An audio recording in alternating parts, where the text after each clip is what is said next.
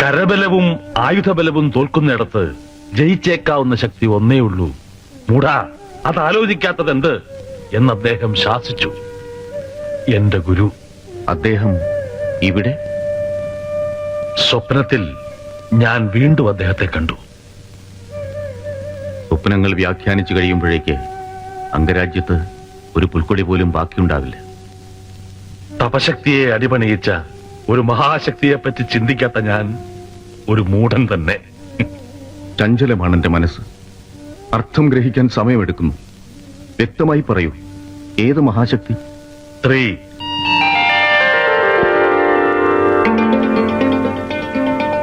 വജ്രായുധത്തെക്കാൾ ശക്തി കാമജലം പുരണ്ട കരുനീല കണ്ണുകൾക്കാണെന്ന് ഇന്ദ്രൻ കൂടി വിശ്വസിച്ചില്ലേ?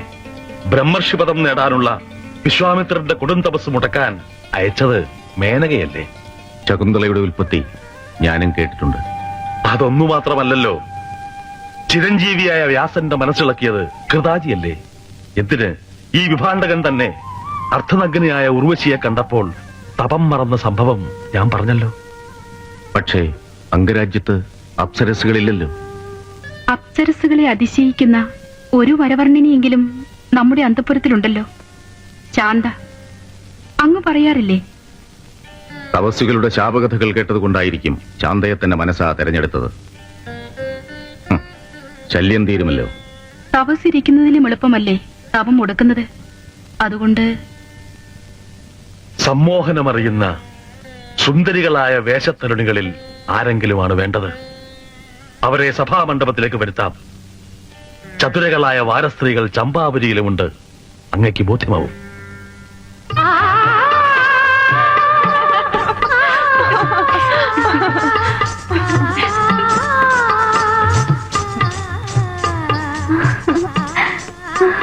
അമ്മ കേട്ടില്ലേ? തിരഞ്ഞെടുക്കുന്നവർക്ക് 10,000 സ്വർണ്ണനിഷ്കം, കൊട്ടാരത്തിൽ നൃത്ത മത്സരം. അറിഞ്ഞു. പ്രത്യേക മന്ദിരം കൂടി കിട്ടുമെന്നാണ് കേൾവി. സ്ഥാനമാനങ്ങൾ വേറെ, തെരുവിലെ വീടുകളിൽ ആകെ ബഹളം. നല്ലത്. സാർത്ഥവാഹക സംഘങ്ങളുടെ വരവ് നിന്നപ്പോൾ ദാസിത്തെരുവിലെ വീടുകൾ ഉറങ്ങിക്കിടക്കുകയാണല്ലോ. എല്ലാവരും മത്സരിക്കട്ടെ, നമ്മളില്ല.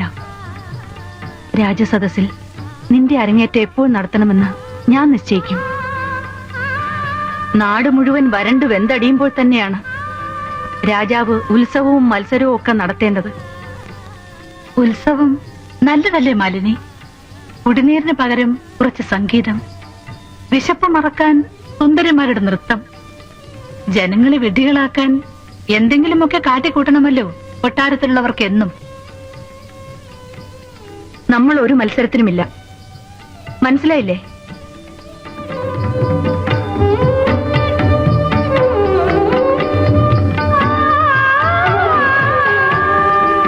പെരുമ്പറ കേട്ടപ്പോ വിചാരിച്ചു അയൽനാട്ടിൽ നിന്ന് യുദ്ധഭീഷണി ഉണ്ടെന്ന് പറഞ്ഞ് പടയൊരുക്കത്തിന് പറയുമെന്ന്. അത് മറ്റൊരു തന്ത്രം. കുട്ടികളെ, നിങ്ങൾക്ക് എന്തറിയും? രാജ്യദ്രോഹം. ആരും കേൾക്കണ്ട ഈ രാജ്യദ്രോഹം.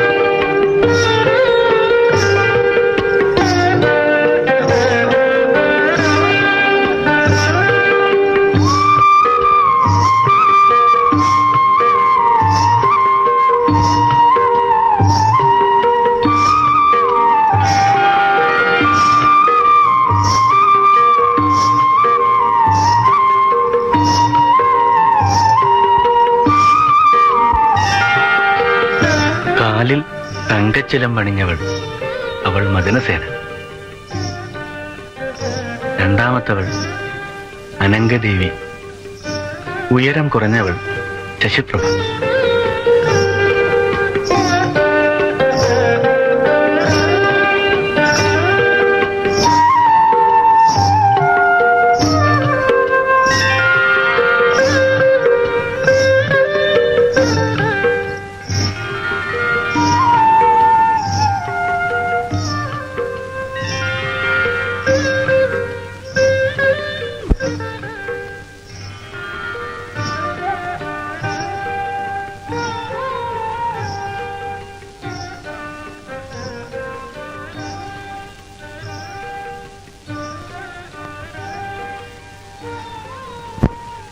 സമ്മാനസംഖ്യ ചെറുതായതുകൊണ്ടാണോ മത്സരം വേണ്ടെന്ന് വെച്ചത്?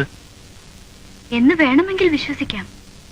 അതിസുന്ദരിമാരെ മുഴുവൻ കാണാൻ നിൽക്കാതെ എന്തിനിങ്ങോട്ട് വന്നു? ഞാൻ വൈശാലി മുമ്പ് പറഞ്ഞത് ആലോചിച്ചു. പരലോക പുണ്യത്തിൽ എനിക്ക് വിശ്വാസമില്ലെങ്കിലോ? രാജപുരോഹിതന്റെ പുത്രനെ പറ്റി അതൊരു പുതിയ അറിവല്ല. കാര്യം പറയൂ. എന്റെ പിതൃക്രിയ ചെയ്യാൻ ഒരു പുത്രനു വേണ്ടി പിന്നീട് ഒരു ബ്രാഹ്മണകുമാരിയെയും പരിണയിക്കില്ലെന്ന് ഞാൻ പ്രതിജ്ഞ ചെയ്താലോ? പുതിയ ഭ്രാന്ത് വല്ലതുണ്ടെങ്കിൽ പറയൂ. ഇത് ഞാൻ കേട്ടതാണ്.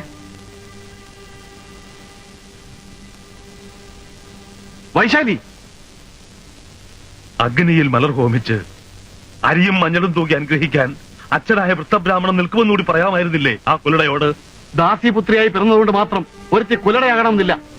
രാജപുരോഹിതന് അതോ പുരോഹിതന്റെ പുത്രന് ഈടുവെപ്പിൽ പൊൻപണങ്ങളുടെ കൂമ്പാരമുണ്ടെന്ന് തെറ്റിദ്ധരിച്ചോ ആ വേഷത്തിലണി?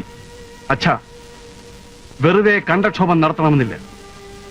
അവൾ എന്റെ വധുവാകാൻ പോകുന്നവളാണ്. ഞാൻ നിശ്ചയിച്ചു കഴിഞ്ഞു. നിർത്ത്.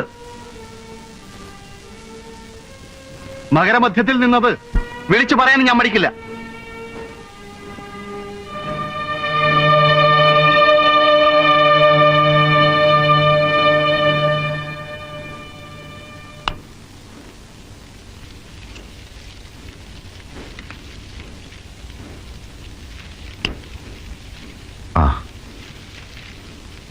ഞാനൊരു വിദഗ്ധനല്ല. എന്നാലും മോഹിപ്പിക്കുന്ന ഒരു സൗന്ദര്യവും മണ്ഡപത്തിൽ വന്ന ആർക്കും ഞാൻ കണ്ടില്ല.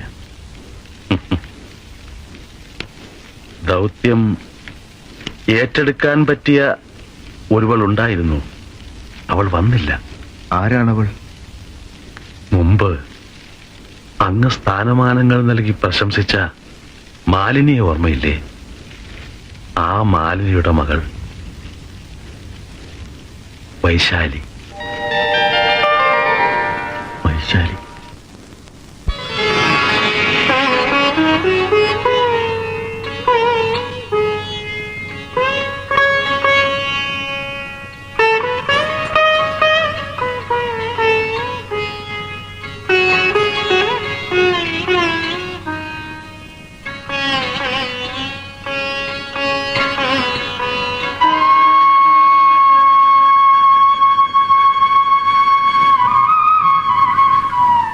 നിനക്ക് മുതിർന്ന ഒരു മകളുണ്ടെന്ന് ഇപ്പോഴാണ് അറിയുന്നത്.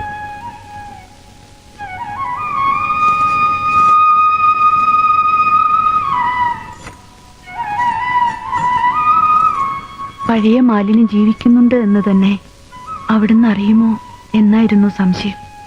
ഞങ്ങൾ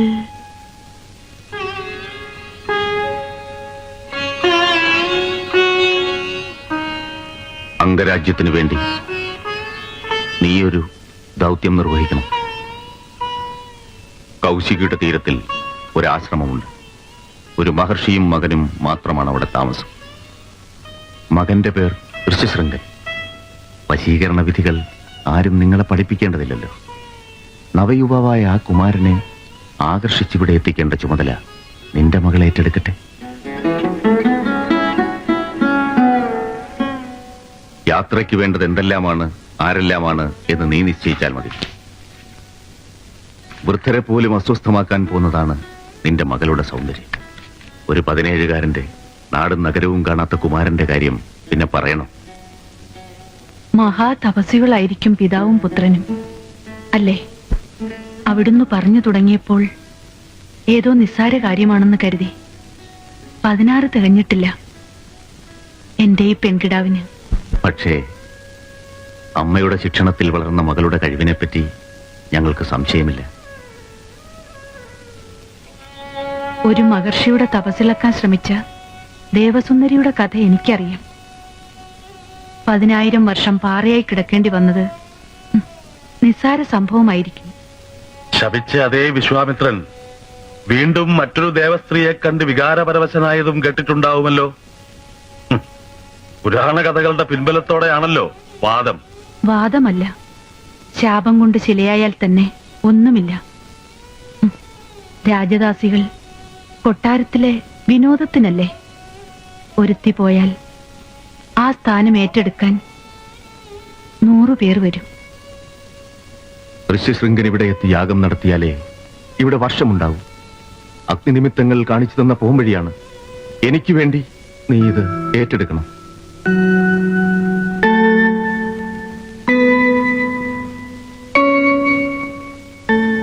രാജശാസനം അങ്ങനെയാണെങ്കിൽ. ശാസനമല്ല, അപേക്ഷ. അംഗരാജ്യം എന്റെ വാഴ്ചക്കാലത്ത് മരിപ്പുറമ്പായി മാറിയാൽ പിതൃപുണ്യാത്മാക്കൾ പൊറുക്കില്ല. എനിക്ക് വേണ്ടി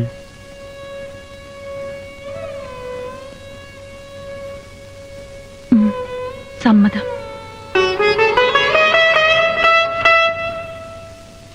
വിജയകരമായി ഇത് നിർവഹിച്ചാൽ നിനക്ക് രാജാങ്കണത്തോട് തൊട്ട് തങ്കജാലകങ്ങളുള്ള ഒരു മാളിക ഞാൻ സമ്മാനിക്കും. പെൺകുതിരകളെ പൂട്ടിയ പുഷ്യരഥങ്ങൾ, 100 ദാസിമാർ, വേറെ എന്തെല്ലാം വേണം? സേനാതീരത്തിലെ വൈരക്കല്ലുകൾ, മഹേന്ദ്രത്തിൽ നിന്നുള്ള മുത്തുകൾ, കൊട്ടാരത്തിലെ എല്ലാ കലവറകളും നിലയറകളും നിനക്കായി ഞാൻ തുറന്നു വെച്ചു തരും.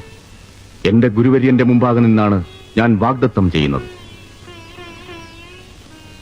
എനിക്ക് വേണ്ടത് ഇതൊന്നുമല്ല. പിന്നെ അങ്ങ് മാത്രം കേൾക്കേണ്ടതാണ്.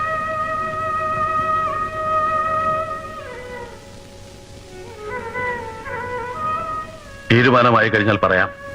യാത്രയ്ക്ക് പലതും ഒരുക്കേണ്ടതായിട്ടുണ്ട്. അതെന്റെ ഉത്തരവാദിത്വത്തിലായിരിക്കും. ആവശ്യങ്ങൾ മുഴുവൻ നിനക്ക് പറയാം. അതിമോഹത്തിന് വില കിട്ടുന്ന അപൂർവ സന്ദർഭമാണല്ലോ മുന്നിൽ. പറയാം.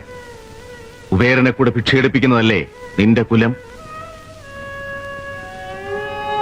ശാപവചനങ്ങൾ വരേണ്ടത് ഒരിക്കൽ എന്റെ ഭംഗിയും നന്മയും വാഴ്ത്തിപ്പാടിയ അവിടുത്തെ ചുണ്ടുകളിൽ നിന്ന് തന്നെ. കൂടുതൽ ശകാരം കേൾക്കാൻ ഈ ഉള്ളവൾ കാത്തു നിൽക്കുന്നു. നിന്നോടും കെഞ്ചേണ്ടി വന്നല്ലോ ഈ അംഗരാജൻ. വേണ്ട, അങ്ങ് വിഷമിക്കരുത്. ദൗത്യം ഞാൻ ഏറ്റെടുക്കുന്നു. ഒരു വ്യവസ്ഥയും ഇല്ലാതെ തന്നെ ഞാൻ ഏറ്റെടുക്കുന്നു.